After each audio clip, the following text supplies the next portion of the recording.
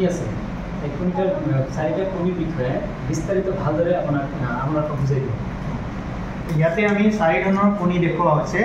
এই 4 ধৰণৰ কণীটো দেখুৱাৰ মূল হেতু হৈছে কি ইয়াৰ লগত আমি যেতিয়া ফাৰ্ম এখন খুলিব বিচাৰোঁ এই ফাৰ্ম এখনত 3টা বস্তু সবতকৈ দৰকাৰী। এই 3টা ট্ৰাইংগল বুলি কোৱা হয়। এটা হৈছে কি উন্নত জাত পুষ্টিকৰ খাদ্য আৰু উপযুক্ত বাসস্থান। এই 3টাই হৈছে কি ফেক্টৰ এখন ফাৰ্মৰ কিমান উন্নতি হ'ব, এই ফাৰ্মখন কিমানৰ পৰা কিমানলৈকে লাভৱান কৰিব পাৰিব, এই 3টাৰ ওপৰত। তাৰে ভিতৰত উন্নত জাতটো গোটেই প্ৰডাকশ্যন চিষ্টেমত 30% নিৰ্ভৰ কৰে। তোমাৰ ফাৰ্মৰ প্ৰডাকশ্যনটো 30% ই কণ্ট্ৰিবিউট কৰিব অকল উন্নত জাতে। তো যেতিয়াই আমি মুৰ্গী পোহা আৰম্ভ কৰিম, ছাগলী পোহা, গাহৰি বা লাইভ ষ্টকৰ যিকোনো প্ৰজাতি আমি আৰম্ভ কৰিম, আমি ফাৰ্মখন খোলাৰ আগতে আমি ডিচাইড কৰিব লাগিব বা আমি ফিক্স হ'ব লাগিব যে আমি এই মুৰ্গীৰ জাতটো কৰিম, মানে মুৰ্গীৰ ফাৰ্ম এখন খুলিম। তো মুৰ্গীৰ ফাৰ্মটো আমি কণীৰ কাৰণে আমি খুলিম বা মাংসৰ কাৰণে খুলিম। তো যেতিয়া আমি কণীৰ কাৰণে আমি ভাবিম যে সেইখিনি জাতটো কোনটো জাত ভাল হ'ব আমি কণী প্ৰডাকশ্যন। কিন্তু আজি মই ইয়াতে 4টা জাতৰ কণী লৈ আহিছোঁ। তাৰমানে 4টা জাত আমাৰ ইয়াতে আছে। সেই 4টা মই হাতে কামে দেখাব পৰাকৈ লৈ আহিছোঁ। এতিয়া ভাৰতবৰ্ষত আজিৰ দিনত হায়েষ্ট কণী উৎপাদন কৰা প্ৰজাতিটো মুৰ্গীৰ জাতিটো হৈছে DV380। এইটো এটা চিৰিজ হয়। এই জাতৰ কণীটো এই মুৰ্গীটোৱে 1 বছৰত কণী পৰা বয়স 5.5 মাহৰ পৰা আৰম্ভ কৰি এই মুৰ্গীৰ জাতটোৱে 1 বছৰত 300 পৰা 310টালৈকে কণী পাৰিব। আৰু এটা কণীৰ ওজন এটলিষ্ট 50 পৰা 60 গ্ৰাম ইয়াৰ মাজতে থাকিব এটা কণীৰ ওজন। তো এইখিনিতে আৰু এটা জাত আছে কি DV300 চিৰিজ। এই জাতৰ বা এই ভেৰাইটিৰ মুৰ্গীৰ জাতটোৱে 1 বছৰত 300টা কণী পাৰিব, কিন্তু ইয়াৰ কণীৰ কালাৰটো বগা কালাৰ হ'ব। আমি সাধাৰণতে যোনটো কণী আমি বজাৰৰ পৰা কিনি আনি খাওঁ বগা কালাৰ যোনটো দেখা পাওঁ আমি, এইটো টেবুল এগ বুলি কোৱা হয়।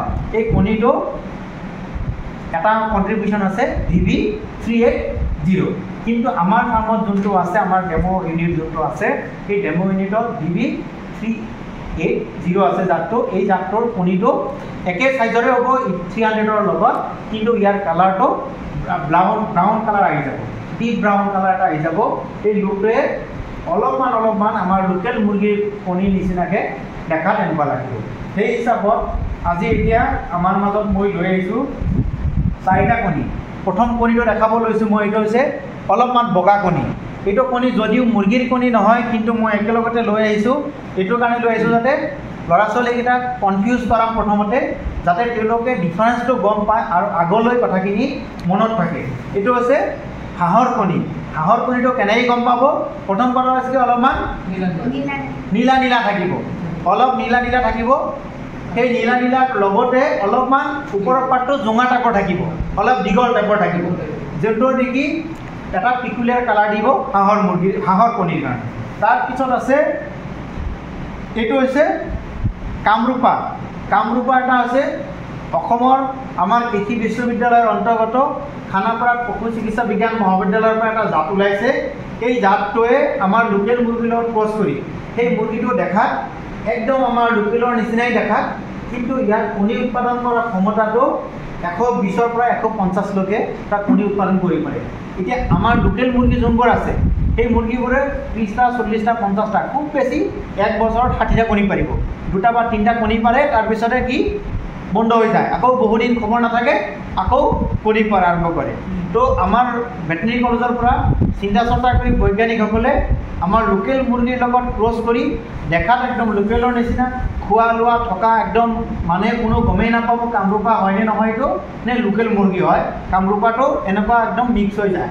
আৰু ইয়াৰ মোটামুটি আপোনাৰ কণীৰ যোনটো ক্ষমতাটো 120ৰ পৰা 150, মানে আমাৰ লোকেল মুৰ্গীতকৈ 2 গুণ বেছি কণী দিয়ে।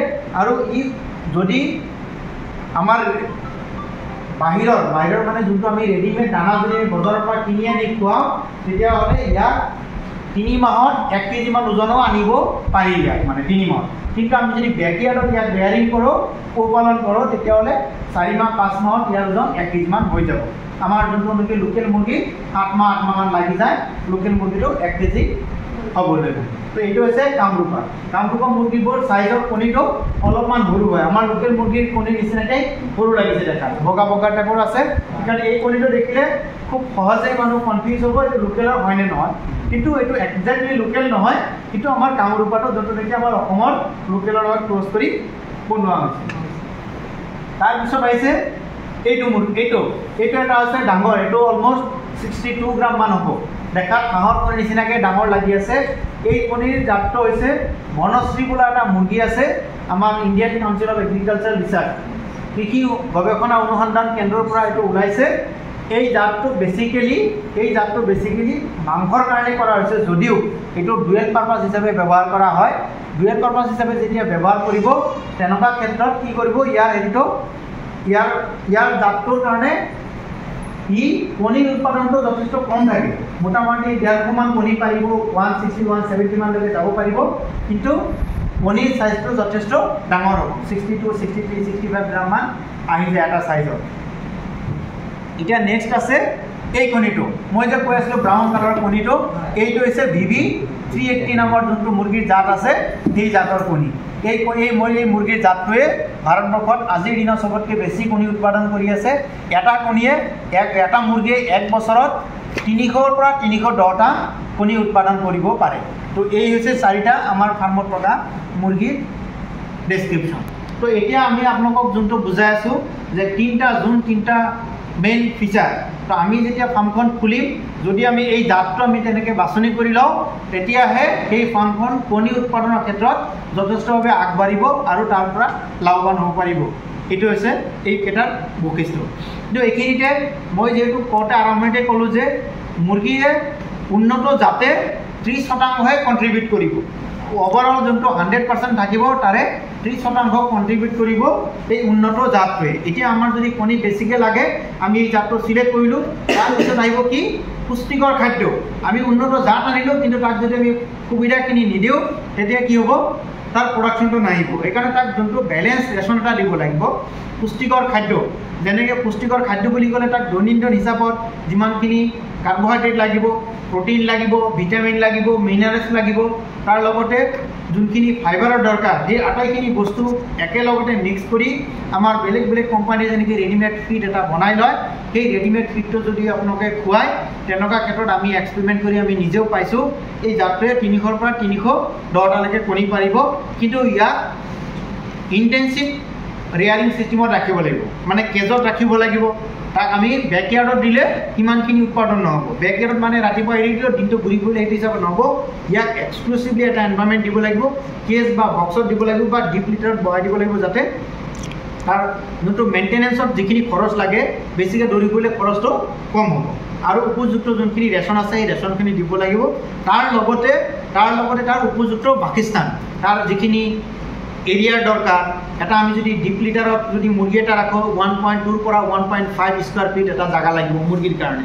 কিন্তু আমি যদি কেজত বনাই দিওঁ, 0.8ৰ পৰা 1.1 বা 1.2লৈকে আপ টু এটা মুৰ্গীৰ কাৰণে স্কোৱাৰ ফিট জাগা লাগিব। তো এই জাগাখিনি আমি মুৰ্গীৰ চাইজ হিচাপত যদিও হয়, আমি ছিংগল কেজ বা মাল্টিপুল একেলগতে ল'ব পাৰিম, বা 2টা বা 3টাকৈ ৰাখিব পাৰিম। আৰু নহ'লে মিনিমাম 0.8 স্কোৱাৰ ফিটত যদি আমি কেজ এটা বনাই দিওঁ ইণ্ডিভিজুৱেল এটা মুৰ্গীৰ কাৰণে, তেনেকুৱা ক্ষেত্ৰত তাৰ যোনটো ডেইলি মেইনটেনেঞ্চত এনাৰ্জি ৰিকুৱাৰমেণ্টটো কম হ'ব, ৱেষ্টেজটো কম হ'ব, আৰু তাৰ পৰা উৎপাদনটো আমি বেছিকৈ কৰিব পাৰিম।